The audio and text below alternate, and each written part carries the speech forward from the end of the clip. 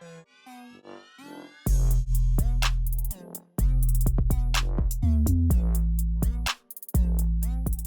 this video, we're going to be covering the basics of an inductor. We're going to be talking about what factors affect it and how it functions in a circuit. So here's a couple examples of what an inductor might look like, and it's basically just a coil of wires. And when a coil of wires is placed into a circuit, it has some different factors that affect it and some different things that it does to affect the circuit and flow of electrons. Now, when we take a look at the inductance, it's basically the ability for this coil to store energy. We have a few different factors that affect it. The cross-section area of the coil, so basically looking at this circular area from one end or the opposite end. And then we have the average length of the coil, which is in this direction. We have mu naught, which is the permeability of free space, which is basically a constant. And then we have the relative permeability of the medium. So say, for example, we're talking about an iron core, basically its ability to align its electron domains and then create an internal field. Now, with that being said, let's go ahead and take a look at this circuit here. So we have some kind of power source or battery here. We have a switch.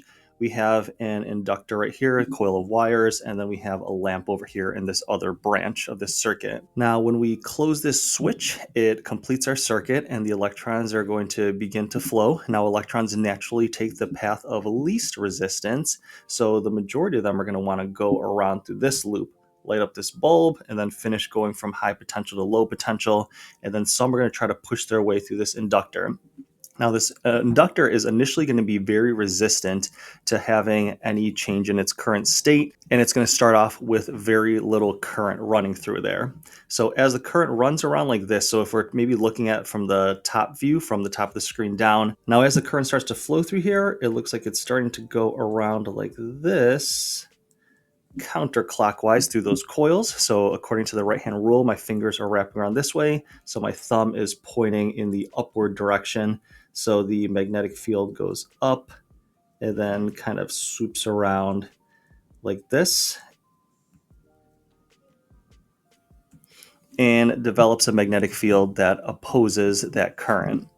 Now, what happens is it's a bit of a revolving door in the sense that when it is completely at rest, it has a higher tendency to stay at rest and it doesn't really want to start rotating. Now, once you push this door and give it a little bit of inertia, and then more and more people start going through this door, there's a certain point where there's actually no resistance, right? If like the door is starting to rotate at the rate that people are walking in, there's basically no resistance. So what will happen is this will basically become a somewhat of a short circuit, and the electrons are then going to skip this light bulb and take this path of very little to no resistance going through this middle section.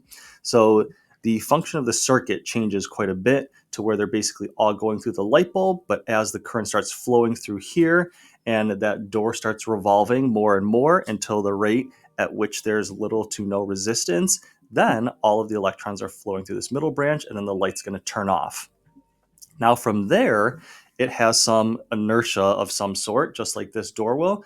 If you stop running that current and reopen that switch, then this loop over here is sort of closed off, and then we have this loop over here.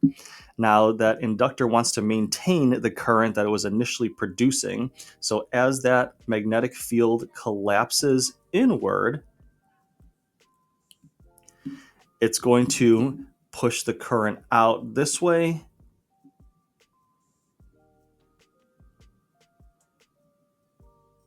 and then be able to relight that light bulb by running some current through it.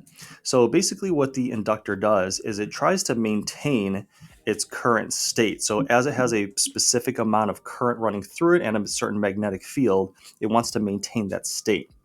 So if it could, it would maintain the same exact current, but because there's resistance in this bulb, it's not able to. But if there was no resistance at all, it would actually maintain that exact same current. So depending on the resistance of the bulb, it's going to cause the current to slowly decay down to zero, and then there's going to be no more current eventually. So to sum things up, We have the inductor, which is basically a set of coils with some sort of core. The core could even just be air.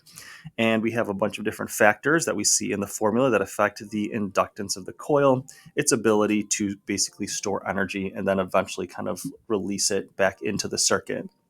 Now, like I said, initially, it holds up with this analogy of the rotating door to where it has a lot of resistance at first, but then once you get that thing rotating, it wants to stay in its state of motion, and that's going to have no resistance at all at a specific point, and then everything's going to want to fly through that part of the circuit and basically cut the current to every other part of the circuit. Once that switch is reopened, and closes off this end of the circuit, it wants to maintain its current state. And how it does that is the magnetic field, this little orange part that's looping around, collapses, pushes the current out, and then lights that light bulb once more for a specific amount of time. So I hope that was helpful in helping you understand how an inductor works and all of its different components and variables. Thank you for watching and listening.